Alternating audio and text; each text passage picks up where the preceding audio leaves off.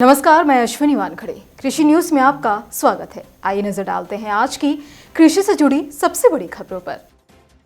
केंद्र सरकार अब किसान आंदोलन को पूरी तरह खत्म कराने के लिए एक्शन में आ गई है। लोकसभा और राज्यसभा में 3 कृषि सुधार कानून वापस लेने के बावजूद धरना स्थलों पर बैठे किसान संगठनों की एमएसपी कानून की मांग पर भी कार्रवाई शुरू हो गई है। इसके लिए केंद्र सरकार ने एमएसपी कमेटी बनाने का फैसला किया है। तो वहीं 4 दिसंबर को एसकेएम द्वारा मीटिंग का आयोजन किया जाएगा, जिसमें आंदोलन वापसी की घोषणा की जा सकती है। सहकारिता के क्षेत्र में भारत ने एक बड़ी कामयाबी हासिल की है। दरअसल डॉक्टर चंद्रपाल सिंह यादव अंतर्राष्ट्रीय सहकारी गठबंधन एशिया प्रशांत के नए अध्यक्ष चुने गए हैं, जो कि इस समय कृषक भारतीय सहकारी लिमिटेड के चेयरमैन हैं। आपको बता दें कि इंटरनेशनल कोऑपरेटिव अलायंस की स्थापना साल 1895 में सहकारी समितियों को एकजुट कराने के लिए की गई थी। साल 2022 के राजस्थान कृषि बजट में खेती, किसानी, पशुपालन, डेयरी और कृषि से जुड़े प्रस्ताव पेश किए जाएंगे, जिसको लेकर कृषि मंत्री लालचंद कटारिया ने प्रगतिशील किसानों, पशुपालकों, मछली पालकों, सहकारिता और डेयरी विशेषज्ञों से बातचीत की है। हरियाणा के 20 किसान उत्पादक संगठनों ने कृषि उत्पाद बेचने के लिए 29 कंपनियों के साथ एमओयू साइन किया है। ऐसे में हरियाणा के कृषि मंत्री जयप्रकाश दलाल ने कहा कि एफपीओ को कंपनियों से सीधे तौर पर जोड़ा गया है, जिसके चलते लगभग 60,000 टन बागवानी फसलें खरीदी जाएंगी। साथ ही ये कदम किसानों की प्रगति को नई दिशा की ओर ले जाएगा।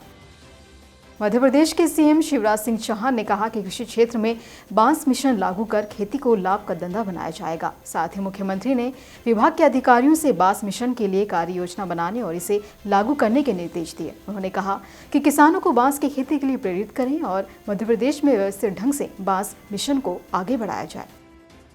सोयाबीन को पुराने रंग में लौटते देख किसान काफी खुश थे, लेकिन अब उनकी उम्मीदों पर कोरोना के नए वेरिएंट ओमिक्रॉन की नजर लग गई है। दरअसल महाराष्ट्र की मंडियों में सोयाबीन के भाव गिरकर 7,580 रुपये प्रति क्विंटल रह गया है, यानी पिछले 4 दिनों में भाव 1,070 रुपये टूट चुका है। जबकि अमरावती मंडी में 23 नवंबर को इसका अधिकतम रेट 6,800 रुपये प्रति क्विंटल था, जो अब 5,942 रुपये रह गया है। ऐसे में कारोबारियों का दावा है कि सोयाबीन की गिरती मांग के पीछे कोरोना का वेरिएंट ओमिक्रॉन है।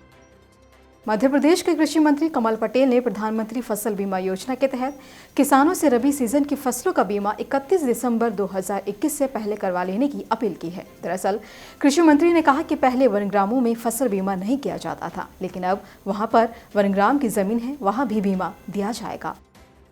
आप सरकार द्वारा पंजाब विधानसभा चुनाव 2022 से पहले 2 दिसंबर को पठानकोट में तिरंगा यात्रा निकाली जाएगी, जिसका उद्देश्य तिरंगा के साथ मार्च करने और राष्ट्रवादी नारे लगाने के लिए लोगों को प्रोत्साहित करने का है। आपको बता दें कि पहले भी इस पार्टी ने यूपी में इस तरह के अभियान चलाए थे, जहां मनीष सिसोदिया समेत कई नेताओं ने राम राज्य को स्थापित करने का आह्वान किया था।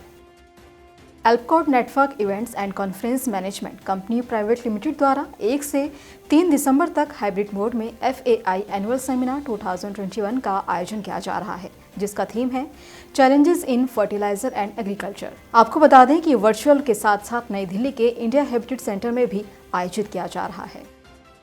मुख्यमंत्री भूपेश बघेल की घोषणा के अनुरूप छत्तीसगढ़ में 1 दिसंबर से खरीफ विपणन वर्ष 2021 और 2022 के लिए समर्थन मूल्य पर धान की खरीद शुरू हो चुकी है, जिसमें लगभग 22.66 लाख पंजीकृत किसानों से 2,399 सहकारी समितियों के माध्यम से धान उपार्जन किया जाएगा। इसी तरह की अन्य खबरों के लिए जुड़े रहिए कृषि जागरण के साथ। धन्यवाद।